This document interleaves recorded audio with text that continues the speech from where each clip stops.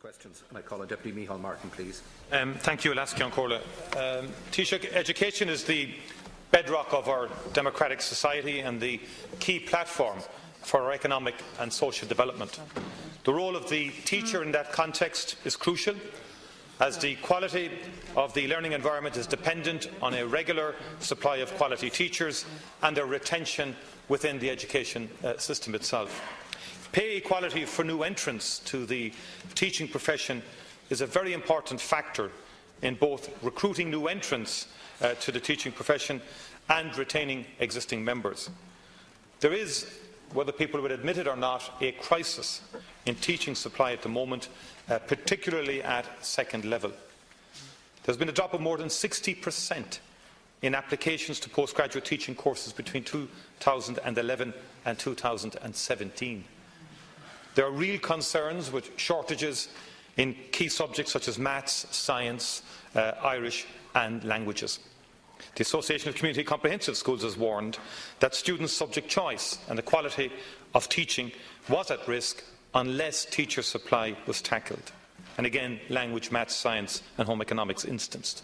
The Irish Primary Principals Network saying surveys showing real difficulties in recruiting substitute teachers at primary level.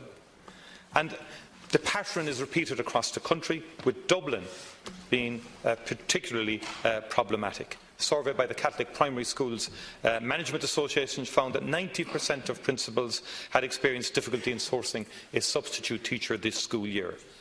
Seamus McConray says the evidence is in, the debate is over, we have a crisis in primary schools.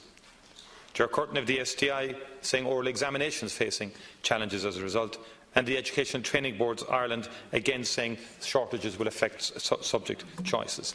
And the situation is compounded by the housing crisis, the inability to buy houses anywhere near close to the schools that people teach in, the high cost of rents, and it's compounded by the high insurance costs. So young entrants and young teachers entering into the profession are facing unprecedented level of costs in cities and elsewhere in particular that is compounding the situation in terms of pay inequality.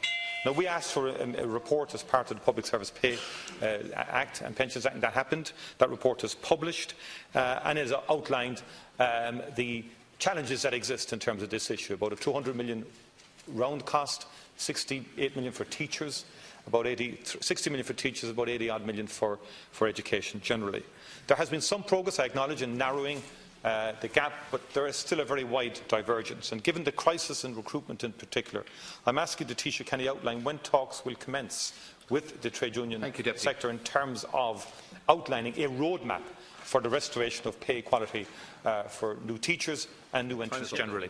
First of all, Taoiseach, I would make the point that in terms of when population increases, the number of teachers we employ increase as well, unless you're going to reduce or increase the pupil-teacher ratio. So the extra teachers are as a function of retaining existing pupil-teacher ratios, although last year we were successful as a party in forcing the pace in terms of getting the pupil-teacher ratio at primary level reduced. But that said, in terms of the pay equality issue, one of the biggest factors is the high cost associated, particularly living in Dublin and cities across the country now, in terms of the crisis in housing and insurance costs for young people in particular, making really it almost impossible to eke out a reasonable standard of living. The rents are exorbitant. It's almost impossible now to buy houses, given the inflation in house prices in some of these locations. So teachers can't, have to commute long distances to the schools that they're teaching in, and that's a factor across the private sector and public sector in our cities. But can I ask you, Taoiseach, can you be more specific in terms of the time scheduling? In terms of, are you talking 2 years? Are you talking a longer period? And when you say you're prepared to enter talks, can you outline, do you accept that this needs to be a specific, concrete timeline for all those involved? Thank you, Deputy.